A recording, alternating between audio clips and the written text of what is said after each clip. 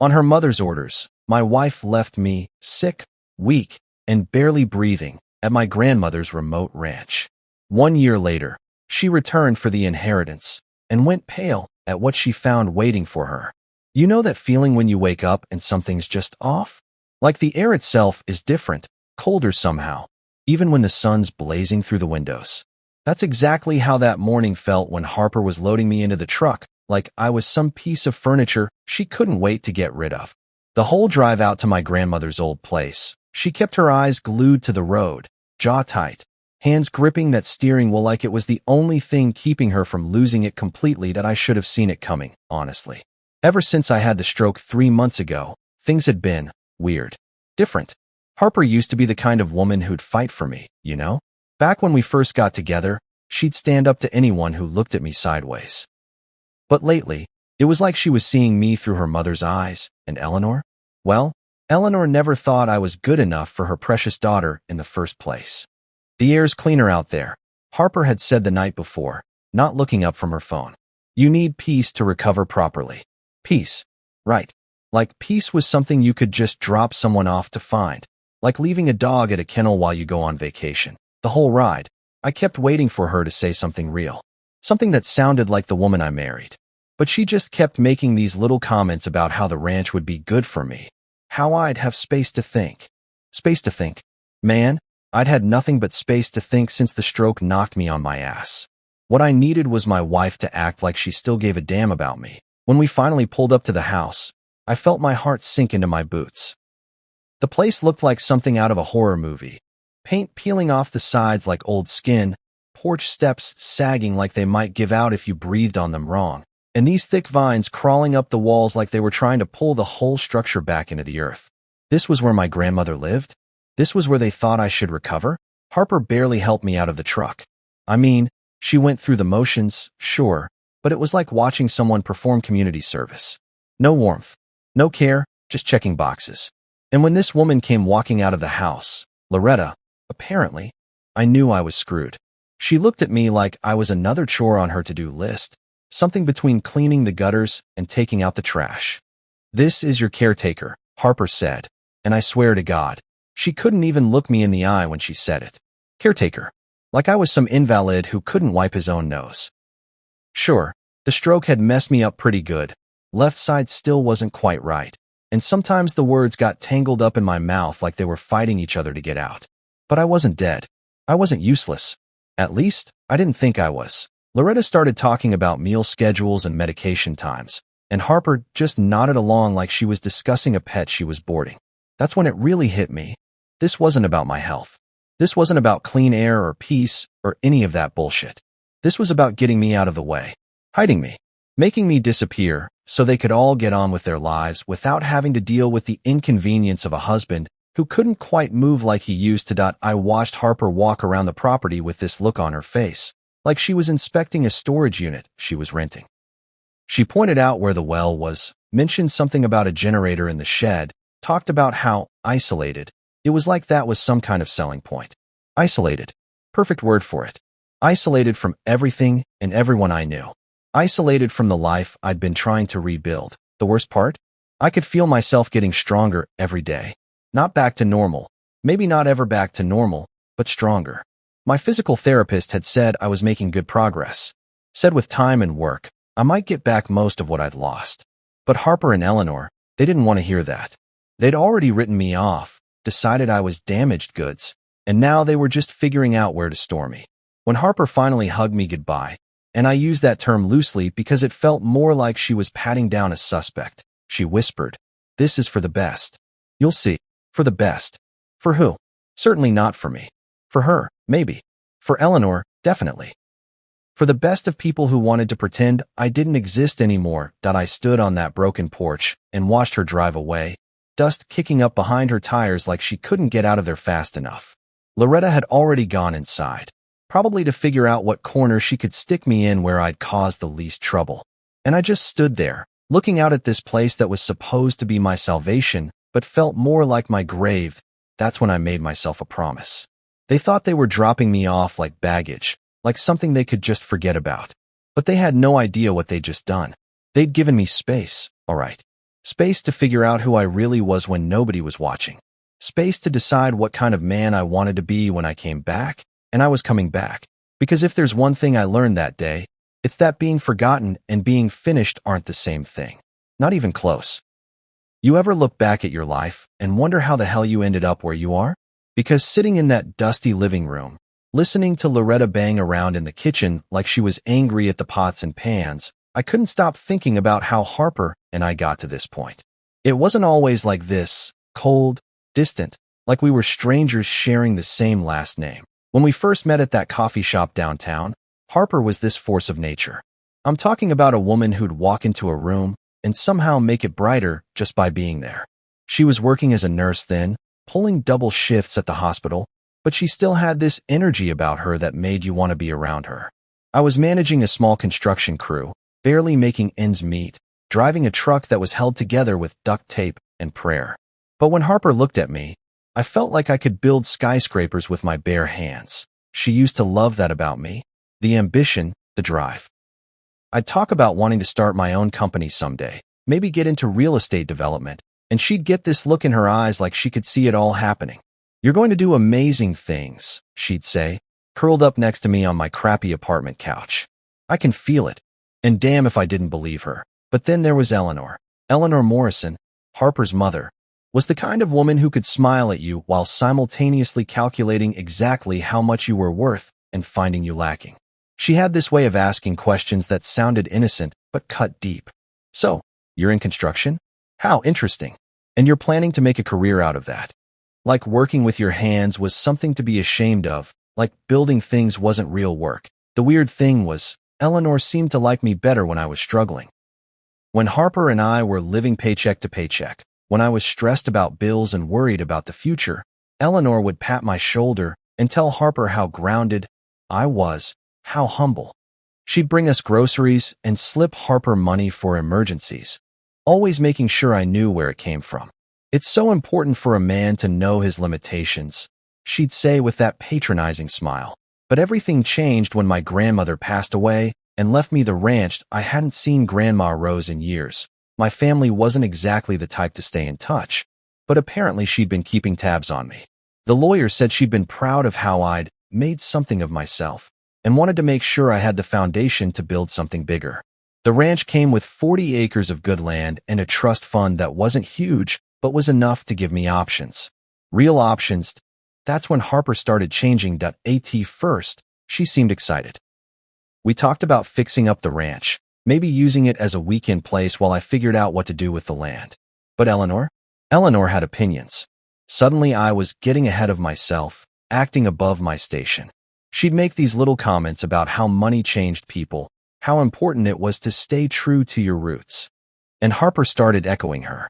"Maybe we should just sell it," Harper said one night, about 6 months after the inheritance. "Use the money to pay off our debts, start fresh." But I could hear Eleanor's voice in her words. The way she said, "our debts," like my student loans and credit card bills were some kind of character flaw instead of just life, that I should have put my foot down then. Should have told Eleanor to back off and reminded Harper that we were supposed to be a team. But I was still trying to be the humble guy Eleanor approved of, the one who knew his place. So I listened to their suggestions, took their advice, let them chip away at my confidence bit by bit. When I started having success with some small real estate investments, using the trust fund as seed money, Harper would congratulate me, but it felt forced, like she was reading from a script Eleanor had written. And when I'd get excited about a deal or talk about expanding, she'd get this look, not proud, but worried. Like my success was something dangerous, something that might take me away from her. "You're becoming someone different," she said after I closed on a small apartment building that was going to triple our monthly income. "I barely recognize you anymore." But I wasn't becoming someone different. I was becoming who I'd always wanted to be. The person she used to believe I could be. The stroke happened 2 years after the inheritance, right when things were really taking off. I was working on the biggest deal of my life, a commercial development that would have set us up for life. One minute I was reviewing contracts at my desk. The next I was waking up in the hospital with my left side feeling like it belonged to someone else. Harper cried at my bedside those first few days. Real tears, the kind that reminded me of the woman I'd fallen in love with. But Eleanor was there too. whispering in Harper's ear during visiting hours, making arrangements, taking control. This is a sign. I heard her tell Harper one afternoon when she thought I was sleeping. The stress, the pressure he was putting on himself, his body couldn't handle it. Maybe now he can go back to being the man you married. That's when I realized the truth that's been eating at me ever since. Eleanor never wanted me to succeed. She liked me broken, struggling, dependent. And somewhere along the way, she'd convinced Harper that the ambitious man she'd fallen in love with was actually the enemy. That the real me, the worthy me, was the guy who needed their help, their guidance, their permission to exist. So when they started talking about the ranch being better for my recovery, I finally understood. They weren't trying to help me heal. They were trying to put me back in the box where they thought I belonged. The sound of Harper's truck disappearing down that gravel road is something I'll never forget. Not the engine noise. Hell, I'd heard that old Ford struggle up hills 1,000 times. It was the silence that came after. The kind of silence that settles into your bones and makes you realize just how alone you really are. I stood at that window for what felt like hours, watching the dust settle back onto the road like nothing had happened.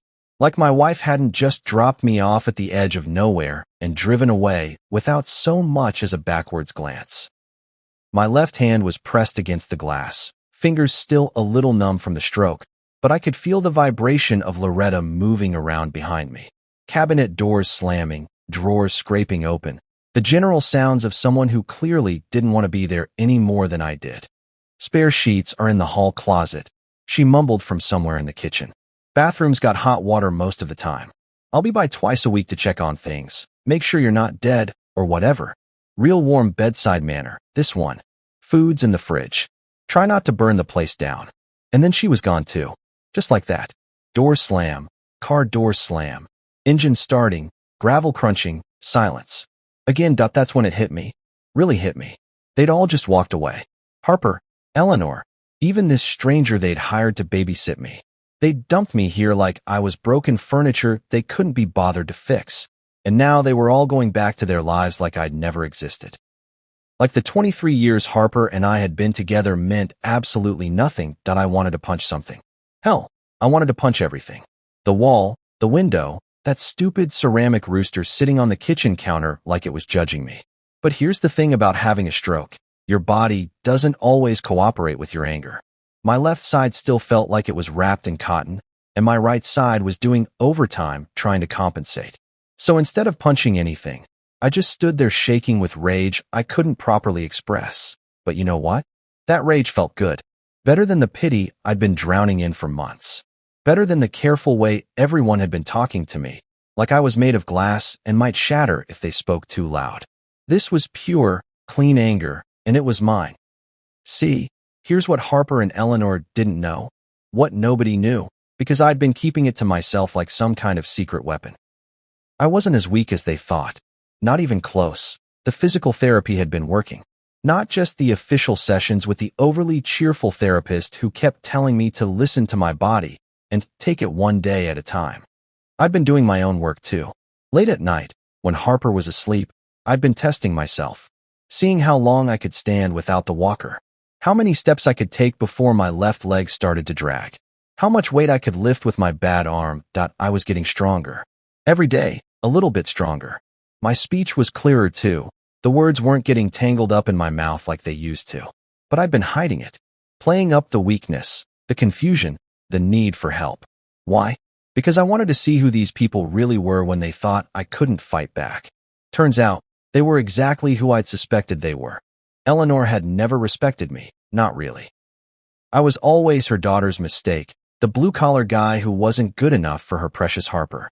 And when I started to succeed, when the inheritance gave me the chance to build something real, she couldn't stand it. She needed me small, manageable, grateful for whatever scraps they threw my way. Harper? Harper had let her mother poison our marriage drop by drop, year by year.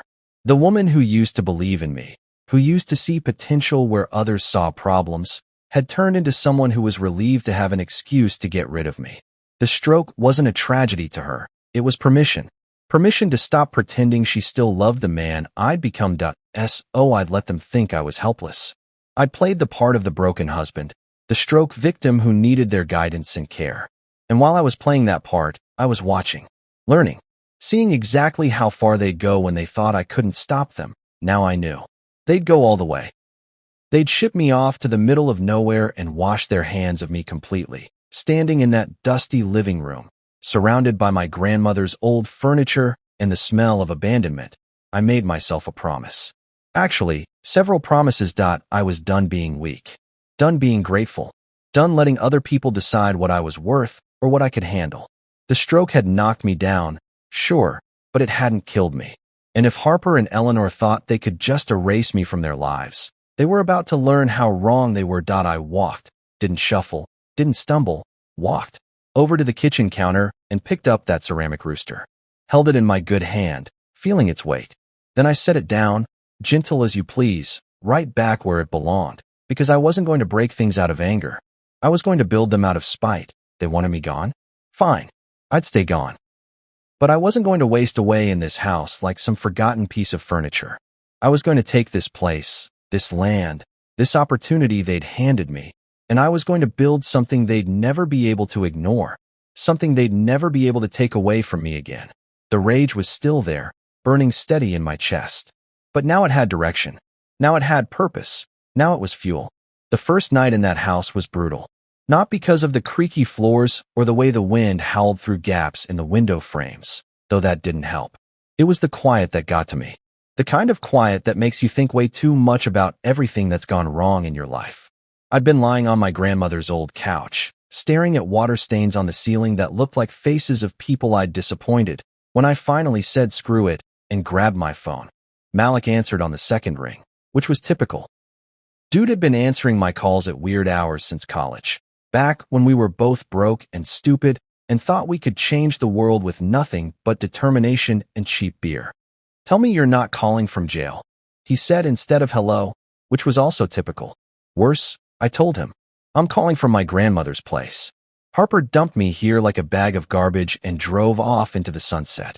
Long pause. Then, what the hell are you talking about? So I told him. All of it. The stroke, the way Harper had changed, Eleanor's poison dripping into our marriage year by year, the whole elaborate charade of caring about my recovery, while they were really just trying to make me disappear. By the time I finished, I could practically hear Malik's blood pressure rising through the phone. That cold-hearted bitch, he said, and I knew he wasn't talking about Eleanor. Malik had never liked Harper much, said she smiled too much around people she was supposed to love, like she was performing instead of just being. I'd always defended her, but now I was wondering if he'd seen something I'd been too stubborn to notice. Where exactly are you? He asked, and I gave him the address, and he was quiet for a minute. That's 2 hours from me. Maybe 3 with traffic. Malik, man, you don't have to. Shut up. I'm already getting my keys. That's the thing about real friendship. You don't have to ask for help, and you don't have to explain why you need it. Malik had heard everything he needed to hear in my voice. Not the words, but the exhaustion underneath them. The way a man sounds when he's been ground down to nothing and is trying to figure out how to build himself back up. He showed up around midnight, driving that beat-up Toyota he'd had since we were 25, trunk loaded with enough supplies to stock a small army. Sleeping bag, toolbox, enough coffee to keep us wired for a week. And this was the part that made me laugh for the first time in months, a baseball bat. In case your wife and her mother show up with attitude. He explained, hefting it like he was testing its balance. Though honestly, I'd rather use it on them than protect you from them. Seeing him standing there in my grandmother's doorway, all 6'4" of him looking like he was ready to fight the world on my behalf, something inside me that had been clenched tight for months finally started to loosen. This was what backup looked like. This was what having someone in your corner actually meant. We spent that first night just talking. Real talking, not the careful, polite conversation I'd been having with Harper and the doctors and everyone else who'd been treating me like I was made of spun glass. Malik wanted to know everything. How bad the stroke really was, what I could and couldn't do, what the doctors had actually said versus what Harper had been telling people.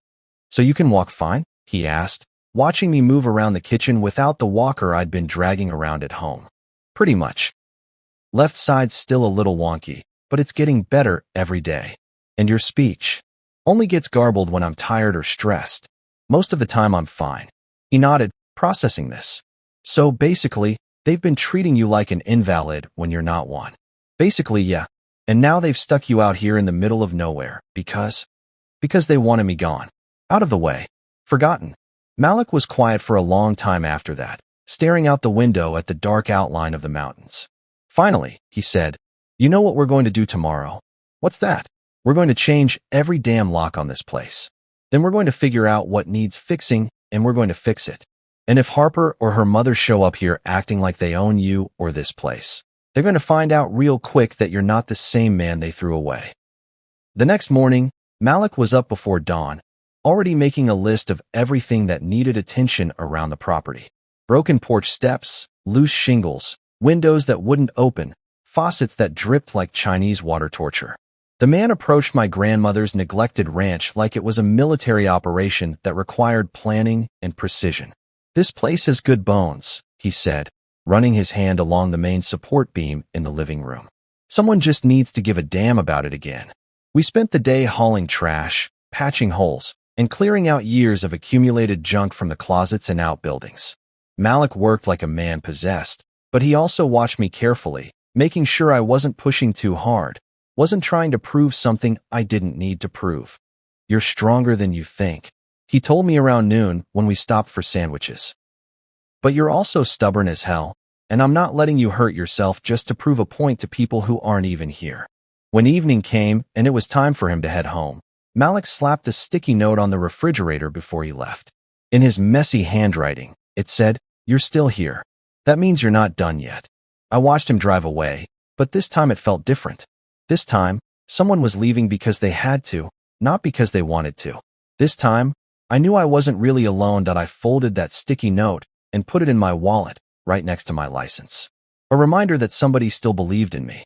Somebody still thought I was worth fighting for, even if that somebody was just me. The morning after Malik left, I woke up with something I hadn't felt in months: purpose. Not the desperate, flailing kind of purpose where you're just trying to survive the next 5 minutes, but real, solid direction. I had work to do, and for the first time since the stroke, I actually wanted to do it. I started with the porch steps because, honestly, they were a death trap waiting to happen. The wood was so rotten in places that I could push my finger straight through it, and the whole structure sagged like it was tired of holding people up. 3 months ago, this would have been impossible for me. The coordination, the balance, the fine motor skills needed to measure and cut and nail things together properly. But standing there with my grandmother's old toolbox, feeling the weight of a hammer in my good hand, something clicked back into place. My left hand still wasn't quite right. The grip wasn't as strong as it used to be, and sometimes my fingers would go numb without warning. But I was done using that as an excuse. I figured out workarounds. Held nails with needle-nose pliers instead of my fingers. Used clamps to steady boards while I cut them. Took breaks when I needed to, but always came back to finish what I'd started. The physical therapy had taught me about muscle memory, how your body holds onto patterns even when your brain gets scrambled. Turned out, my hands remembered how to build things even when the stroke had made me forget I still could. Every cut, every measurement, every perfectly driven nail felt like reclaiming a piece of myself that Harper and Eleanor had convinced me was gone forever. It'd be why the end of the first week, I had new porch steps that didn't threaten to dump visitors into the flower bed. More importantly, I had proof that I wasn't the helpless invalid they'd made me believe I was. That's when I decided to tackle the real problem. The inside of the house itself. My grandmother had been a pack rat, and apparently nobody had cleaned out her stuff when she passed.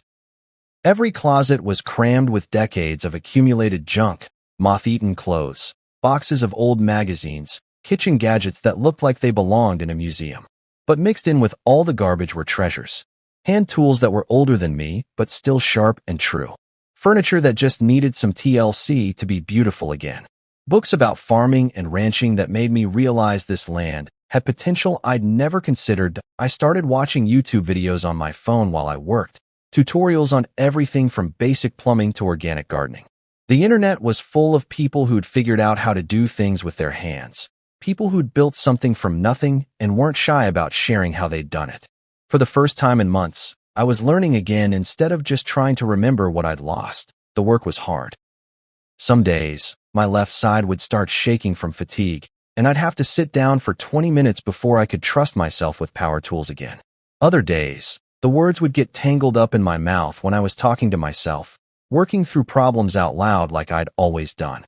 But I kept going because stopping felt like giving up, and giving up felt like letting Harper and Eleanor win. 3 weeks in, I was hauling a load of moldy drywall out to the burn pile when I heard a truck coming up the drive. For a second, my heart jumped. Maybe Harper had come back. Maybe she'd realized what a mistake she'd made. But it wasn't Harper's Ford. It was a newer pickup, clean and well-maintained, with a woman behind the wheel. She introduced herself as Cora Williams, said she ran the feed store in town and had known my grandmother. Brought me a thermos of coffee and a box of seeds, tomatoes, peppers, beans, squash, things she said grew well in this soil. Rose used to have the prettiest garden, she told me, looking out at the weedy patch behind the house where you could still see the outline of raised beds. Shame to let it go to waste. You thinking about putting it back? I hadn't been, honestly. I'd been so focused on making the house livable that I hadn't thought much about the land itself. But looking at those seeds in her weathered hands, something stirred in me. A possibility I hadn't considered. I might be, I said. Haven't done much gardening before. It's not rocket science, she laughed. Plants want to grow. You just have to give them half a chance and stay out of their way most of the time. She stayed for an hour, drinking coffee and telling me stories about my grandmother that nobody had ever bothered to share. How Rose had been the unofficial veterinarian for half the county, how she'd taught dozens of kids to ride horses, how she'd kept this place running mostly by herself until she was well into her 80s. She was tough as nails, Cora said. Sounds like you might be too, from what I'm hearing around town. What are you hearing around town? That somebody's been working their tail off out here. That the old Whitaker place is starting to look like someone gives a damn about it again. She stood to leave, then turned back. You need anything, tools, advice, someone to talk to who isn't trying to fix you. You know where to find me. After she left, I walked out to that overgrown garden plot and really looked at it for the first time. Underneath all the weeds and neglect, the bones were still there. Good soil, good drainage, southern exposure. Everything a garden needed to thrive. That I spent the rest of that day clearing weeds, my hands getting dirty in a way that felt right. Felt like coming home to myself. That night, I planted my first seeds by moonlight, tomatoes in little pots on the kitchen windowsill, where I could watch them grow. It was a Tuesday morning when I met Colt West, and I remember that specifically because Tuesdays had become my lumber run days. I developed this routine where I'd drive into town twice a week, Tuesdays for supplies, Fridays for groceries, and whatever else I needed. It gave me something to look forward to and helped me feel connected to the world beyond my grandmother's property lines. That I was loading 2x4s into the back of my truck outside the hardware store when this guy pulled up next to me in a dust-covered Chevy that looked like it had seen some serious work. He was tall, probably my age, with calloused hands and the kind of tan that comes from spending your whole life outside. But what struck me most was how he moved. Economical, purposeful, like every motion had been thought through and stripped down to what was necessary. You the one fixing up the old Whitaker place? He asked, not bothering with small talk or introductions. That's me, I said, straightening up. Been keeping you awake with all the hammering? He almost smiled at that. Almost. Nah, my land backs up to yours on the east side. Been watching the smoke from your burn pile, seeing lights on in the house again. Figured somebody was finally doing something with the place. He stuck out his hand. Colt West. Run cattle on about 300 acres next to you. Ben Whitaker, I said, shaking his hand. His grip was firm, but not one of those crushing handshakes some men used to prove something. Just solid, honest contact between two people who worked with their hands. Rose was good people, he said, and I could tell he meant it. Helped me out more than once when I was starting up. Lent me equipment, gave me advice I was too proud to ask for. Sorry for your loss. I thanked him, and we stood there for a minute in that comfortable silence that sometimes happens between men who understand each other without needing to explain much. Then he looked at the lumber in my truck bed. Building or rebuilding? He asked. Little of both. Place was pretty run down when I got here. Taking it one project at a time. You done much construction work? Some. Used to manage a crew before. I paused, not sure how much I wanted to get into with a stranger. Before I had some health issues. Been out of it for a while, but it's coming back. Colt nodded like that made perfect sense, Like people took breaks from their lives and came back to them all the time. No pity, no awkward questions about what kind of health issues or how I was feeling now. Just acceptance. Well, if you need an extra pair of hands sometime, holler, he said. I owe Rose more favors than I could repay in a lifetime. Might as well start paying some of that back to family. He was walking back to his truck when I called after him. Actually, if you've got a few minutes, I could use some help with a beam I've been trying to wrestle into place by myself. That's how Colt West became the first person in months to treat me like I was still a man instead of a patient. He followed me back to the ranch and, without being asked, grabbed one end of the support beam I'd been struggling with for 2 days. Together, we maneuvered it into position in about 10 minutes. Your grandmother ever tell you about the well? He asked while we were securing it in place. Just that it's out there somewhere. Haven't really explored the property much yet. Good water, deep and clean.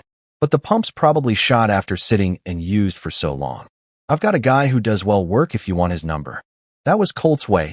He didn't offer help like it was charity or like he was doing me some big favor. He offered it like sharing resources between neighbors was just common sense, like it was something that benefited both of us instead of me owing him something. Over the next few weeks, Colt started stopping by regularly. Not every day. The man had his own operation to run, but often enough that I came to look forward to seeing that dusty Chevy coming up my drive. He'd bring coffee in a thermos that had seen better decades, and we'd work on whatever project I had going. Sometimes we'd talk while we worked, sometimes we wouldn't.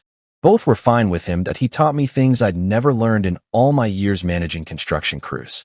How to read the land, how to tell good pasture from bad, which trees were worth keeping, and which ones were just taking up space that could be used better. He showed me how to fix a fence properly so it would last through winter storms and summer heat, how to clear brush without destroying the soil underneath. Your grandmother knew all this, he told me one afternoon while we were replacing rotted fence posts along the property line. Could outwork most men half her age right up until the end. She had plans for this place, you know? Big plans. What kind of plans? Sustainable operation. Little bit of everything, garden produce. Maybe some free-range chickens, couple head of cattle on the back 40. She used to talk about making this place a model for how small ranches could still make it in modern times. He drove another post into the ground with 3 precise swings of his maul. Of course, she was getting too old to do the heavy work by then. But the vision was solid. That night, I walked the property lines by myself, really seeing the land for the first time. 40 acres wasn't huge by ranch standards, but it was enough. Enough for gardens, enough for livestock, enough for a man to build something lasting if he was willing to work for it. When I got back to the house, I found a note tucked under a rock on my porch steps. In Colt's careful handwriting, Jack Morrison does good well work. Tell him I sent you. 555-0147. I smiled, folding the note and putting it in my shirt pocket. It was starting to feel like I had neighbors again. Like I belonged somewhere, like I was home. The morning I decided to name the place Whitaker Ranch, I was standing in what used to be my grandmother's vegetable garden, holding a ripe tomato that had grown from one of Cora's seeds. It was perfect, deep red, heavy in my palm, still warm from the early sun. I bit into it right there, juice running down my chin, and for the first time in over a year, I tasted something I had grown with my own hands. That's when it hit me. This wasn't just my grandmother's old place anymore. This wasn't some temporary hideaway where I was licking my wounds and feeling sorry for myself. This was becoming something new, something mine. Something that deserved a real name and a real purpose that I spent that morning walking every inch of the 40 acres, seeing it with fresh eyes. The garden plot I'd reclaimed was producing more vegetables than I could eat. Tomatoes, peppers, squash, beans climbing up poles I'd built from lumber scraps. The well Jack Morrison had fixed was pumping clear, cold water that tasted better than anything that had ever come out of a city tap. The fence line Colt and I had repaired was straight and strong, marking boundaries that actually meant something now. But it was more than just the physical improvements. Somewhere along the way, while I'd been focused on fixing what was broken, I'd started building something that had never existed before. Not just a place to live, but a place that could sustain itself. A place that could grow. I drove into town that afternoon and did something I hadn't done in months. I went to the bank and asked to speak with a business loan officer.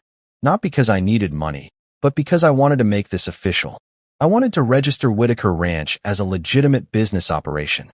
The banker, a middle-aged woman named Susan Martinez, looked skeptical when I first walked in. I probably didn't inspire much confidence. Work boots still dusty from the morning's chores, hands stained green from harvesting vegetables, left arm still not quite moving the way it should. But when I started talking about my plans, something in her expression changed.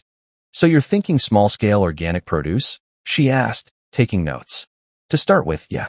I've got about 2 acres in cultivation now. Could expand to 5 or 6 if the market's there. But I'm also thinking longer term. Maybe some free-range poultry, possibly cattle on the back pasture. The land can support it, and there's definitely demand for locally sourced meat and eggs. Have you done any market research? Looked at what similar operations are earning?" I pulled out a folder I'd put together over the past week. Printouts from the internet, notes from conversations with Cora about what sold well at the farmer's market, even some rough calculations of what my current garden plot was producing per square foot. The Saturday market in town moves about $2,000 worth of produce every week during peak season, I told her. Most of it's coming from 3 or 4 big vendors who truck stuff in from over an hour away. There's definitely room for someone local, especially if the quality's there. Susan flipped through my research, nodding occasionally. "And you're planning to finance the expansion with?" "Combination of the trust fund my grandmother left me and profits from the produce sales. I'm not looking to borrow money right now. Just want to get the legal structure in place, get my tax ID number, make sure I'm doing everything above board." By the time I walked out of that bank an hour later, Whitaker Ranch was officially a registered business in the state records. I had paperwork, tax forms, even a business checking account.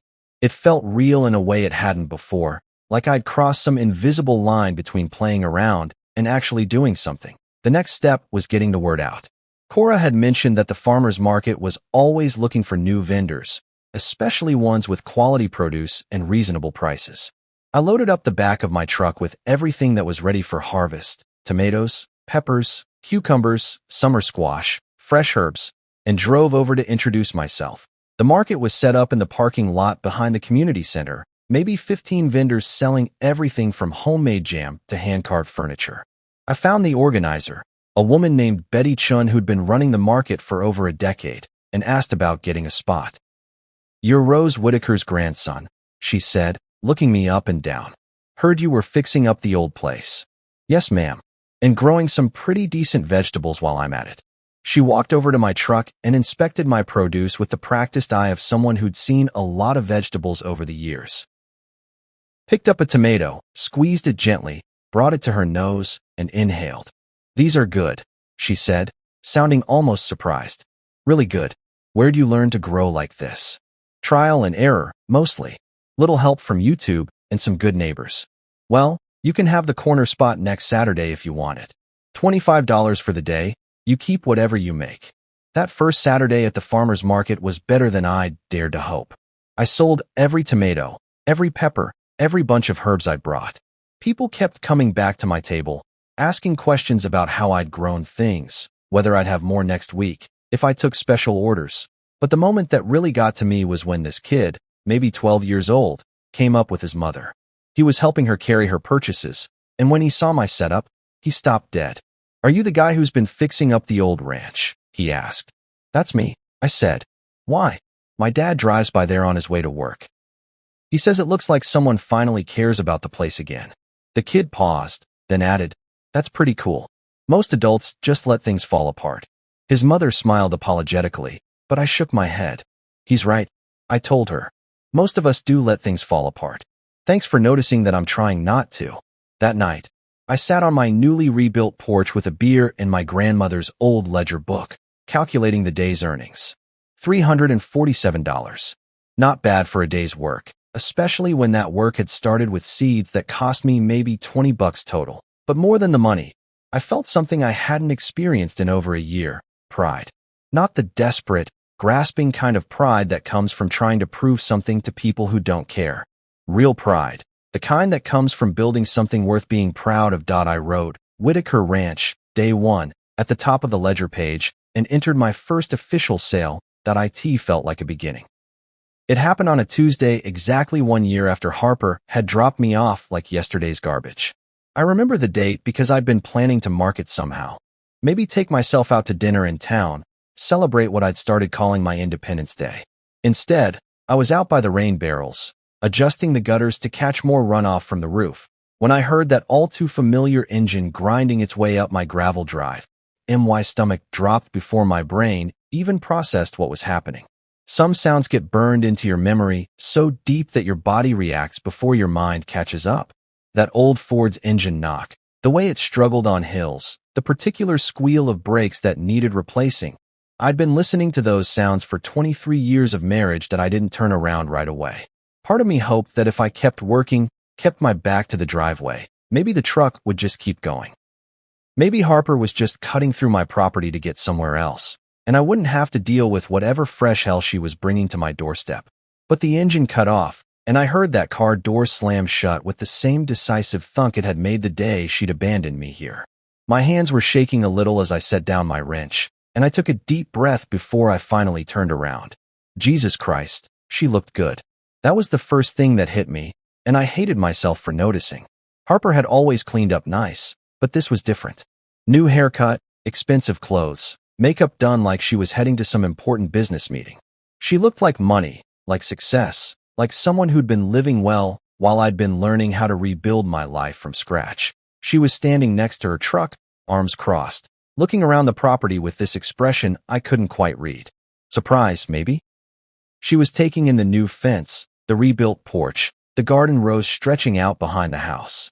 Her eyes lingered on the Whitaker Ranch sign I'd mounted by the gate. Simple black letters on white wood, nothing fancy, but it looked professional. "Hello, Ben," she said, like we'd just run into each other at the grocery store instead of her showing up unannounced after a year of complete silence. "Harper." I kept my voice level, neutral. Wasn't going to give her the satisfaction of seeing how much her presence was affecting me. She took a few steps closer, and I noticed she was wearing heels. Actual heels, on a working ranch. That told me everything I needed to know about why she was here. "The place looks." She paused, searching for words. "Different. Good. Really good, actually. Thanks." I wasn't going to make this easy for her. If she had something to say, she could damn well say it. "Ben, we need to talk." "Do we?" That seemed to throw her off balance. The old me would have asked what about, would have invited her inside, would have made this comfortable for her somehow. But the old me had been shipped off to die in exile, and the man standing in his place didn't know Harper Whitaker a damn thing. "It's about the inheritance," she said, and there it was. Not "I'm sorry," not "I made a mistake," not "I've missed you." Just straight to the money. I actually laughed. Couldn't help myself. "The inheritance? You mean the one you and your mother convinced me I was too sick and confused to handle? That inheritance?" "Ben, please. I know you're angry." "Angry?" I interrupted. "Angry doesn't even begin to cover it, Harper. You abandoned me. You and Eleanor decided I was damaged goods and shipped me off like I was some embarrassing family secret. And now you show up here talking about money." That's when I heard boots on gravel behind me, and Colt appeared around the corner of the house like he'd materialized out of thin air. He didn't say anything, just came and stood next to me, close enough that anyone looking would know exactly where his loyalties laid out. Harper's eyes flicked between me and Colt, and I saw something I'd never seen in her face before when she looked at me. Uncertainty. Maybe even a little fear. "Who's this?" she asked. "Neighbor," Colt said before I could answer. His voice was flat, unfriendly. "You must be the wife." The way he said, "wife," made it sound like a dirty word. "We're still married," Harper said, lifting her chin like that meant something. "Are we?" I asked. "Because last I checked, married people don't abandon each other. They don't ship their spouse off to the middle of nowhere and then disappear for a year." "I was protecting you." "Bullshit." The word came out harder than I'd intended. "You were protecting yourself. From having to deal with a husband who wasn't perfect anymore. From having to explain to your friends why your man couldn't talk quite right or walk quite straight." Harper's composure cracked a little. "That's not fair." "Fair." I stepped closer to her, close enough to see that her hands were trembling slightly. "You want to talk about fair? Let me tell you what's fair, Harper. Fair is the inheritance you're here about. The money my grandmother left me. Not us, me, to build something with.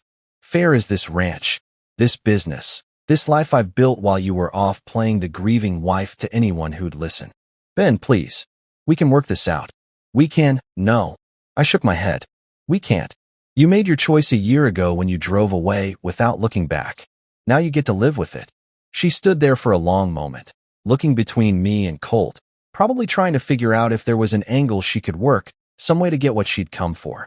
Finally, she straightened her shoulders and put on that smile I'd seen her use on difficult customers back when she was still working. Fine, she said. But this isn't over, Ben. We're still legally married, and I have rights. You have exactly the rights I give you. I cut her off. And you just used them all up. I watched her walk back to her truck, noting that she moved more carefully now, less sure of herself. When she got to the driver's side, she turned back one more time. You used to love me, she said, and for just a second, her voice cracked. Yeah, I said. I did. But that man died the day you left him here. What you're looking at now, this is what grew back. Harper tried one more time about a week after that first visit, but this time she brought back up. Eleanor showed up too, looking like she'd stepped out of some country club magazine. Perfect hair, designer outfit that probably cost more than most people made in a month, and that smile she always wore when she was about to try to manipulate someone into doing what she wanted. I was working in the garden when I heard both their vehicles coming up the drive, Harper's familiar Ford followed by Eleanor's pristine white Lexus. The contrast between those two cars pretty much summed up everything wrong with my marriage.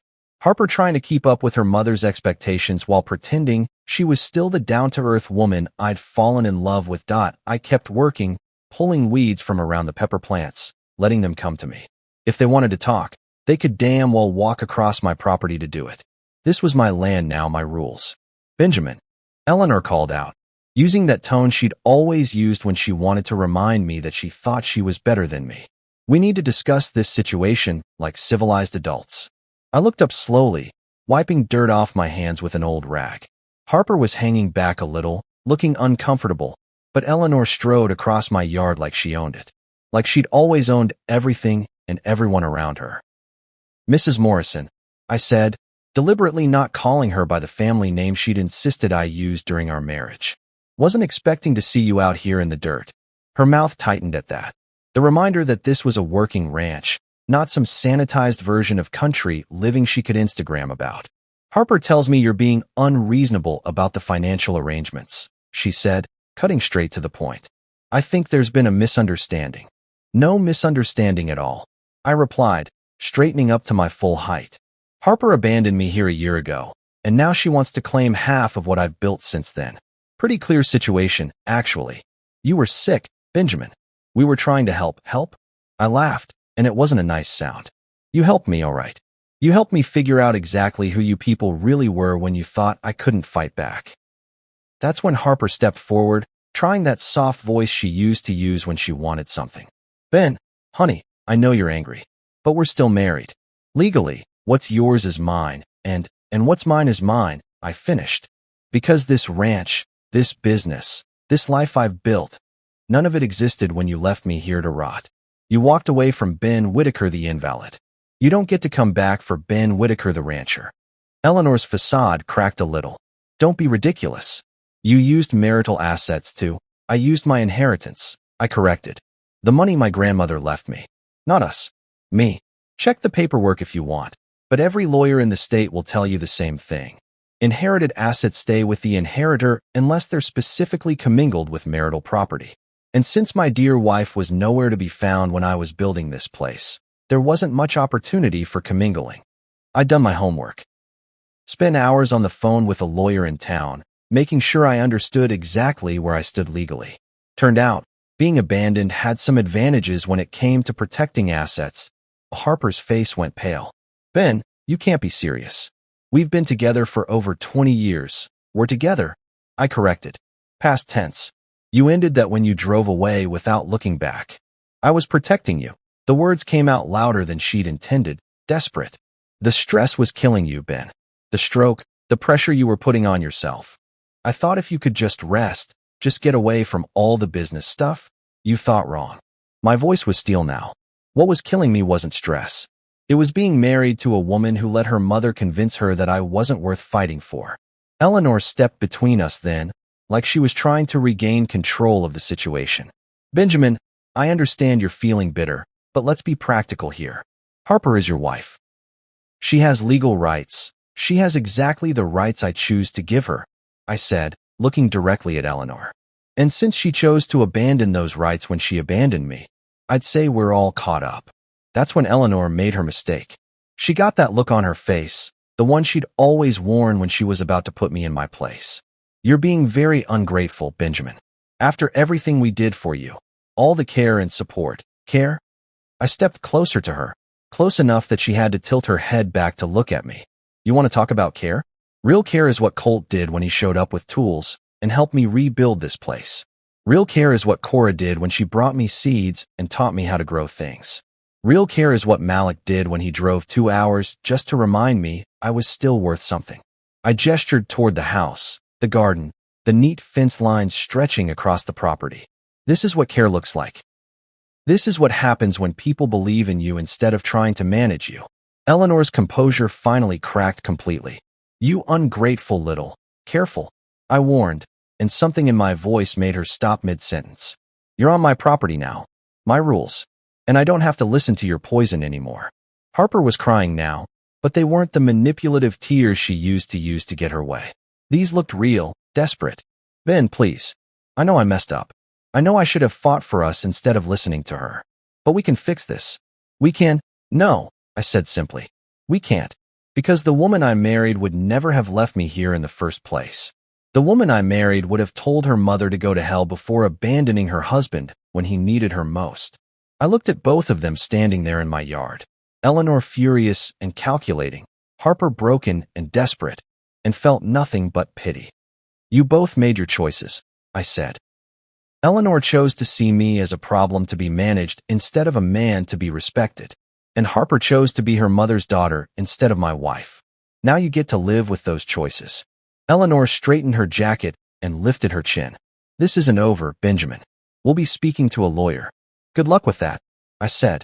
Mine's pretty confident about how this will play out, especially since I've got documentation of the abandonment, the inheritance laws on my side, and a business that's been built entirely with my own hands and my own money. They left then, Eleanor marching back to her Lexus like she was retreating from a battle she'd lost, Harper trailing behind looking smaller than I'd ever seen her. As they drove away, I noticed Harper looking back through her rear window, but I didn't wave. That night, I sat on my porch with a beer and watched the sun set over my land. Tomorrow, I'd be back in the garden, tending to plants that grew because I cared for them. Next weekend, I'd be at the farmer's market, selling produce to people who appreciated the work I put into it. I was exactly where I belonged, doing exactly what I was meant to do. And for the first time in over a year, I didn't feel like I was missing anything at all. The Whitaker Ranch Harvest Festival was my idea, but the whole community made it happen. Word had gotten around town about what I'd built out here, and folks wanted to celebrate. Cora brought her famous apple cider. Jack set up a booth selling his handmade furniture, and even some of the kids from town came out to help with games and activities. Standing by the entrance gate, watching families walk through my property, I felt something I hadn't experienced in years, pure contentment. Not the desperate relief of survival, but the deep satisfaction of belonging somewhere you've earned the right to be. Malik showed up around noon, grinning like a fool and shaking his head. Man, look at this place, he said, surveying the crowd picking pumpkins in my patch, kids running between the booths, couples walking hand in hand down the paths I'd cleared through the back pasture. You built something real here. Colt appeared at my elbow with a glass of lemonade, his version of a celebration. Your grandmother would be proud, he said quietly. This is what she always wanted, this land being used, being alive again. As the sun started setting, painting the mountains orange and purple, I walked out to the edge of my garden. The festival was winding down, families packing up, but the laughter still echoed across the valley. I could see my whole 40 acres from here, the house I'd rebuilt, the fences I'd mended, the soil I'd nurtured back to life. Harper and Eleanor were probably sitting in some lawyer's office right now, plotting their next move. But it didn't matter anymore. They'd given me the greatest gift possible when they abandoned me here. The chance to discover who I really was when nobody was watching. I whispered to the evening air, this is home. This is mine. Not what they left me with, what I chose to become. And I smiled, because I knew I'd never be forgotten again.